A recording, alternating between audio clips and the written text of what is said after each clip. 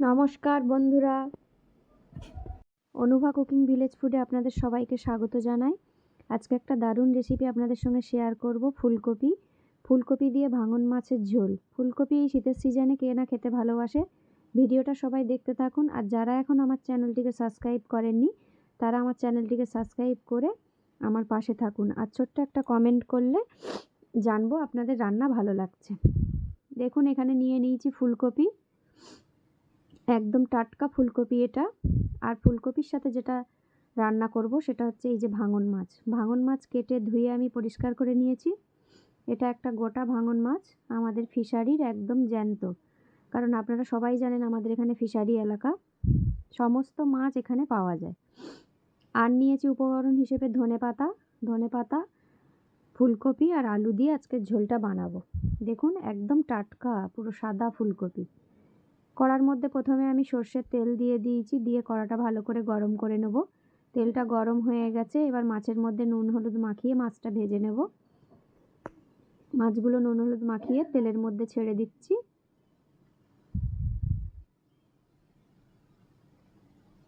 এইভাবে ভাঙন মাছগুলো আমি ভেজে নেব। মাছগুলো ভেজে তুলে রেখে এবার ফুলকপি আর আলুগুলো লাল লাল করে ভেজে নেব। দেখুন ফুলকপি আর আলুগুলো আমি ভেজে নিচ্ছি। যেহেতু শীতের সিজনের কপি তাই আমি এটা সেদ্ধ করে জল ফেললাম না, সরাসরি তেলের মধ্যেই ভেজে নিলাম। যতক্ষণ না ফুলকপি আর আলুর কালারটা চেঞ্জ হচ্ছে ততক্ষণ ভাজতে থাকবো। দেখুন লাল লাল করে ভাজা হয়ে গেছে, তুলে নেব। এবার তেলের মধ্যে দিচ্ছি সাদা জিরে ফোড়ন, দিচ্ছি দুটো তেজপাতা আর একটা বড় পেঁয়াজ কুচি, আর দিচ্ছি একটা বড় টমেটো কুচি।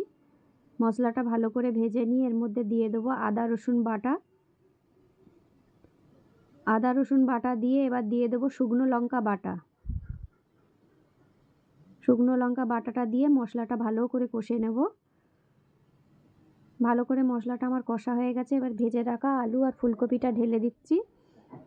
ভালো করে নেড়ে চেড়ে এর মধ্যে দিয়ে দিচ্ছি হলুদ গুঁড়ো, পরিমাণ মতো নুন আর জিরে গুঁড়ো আর ধনে গুঁড়ো।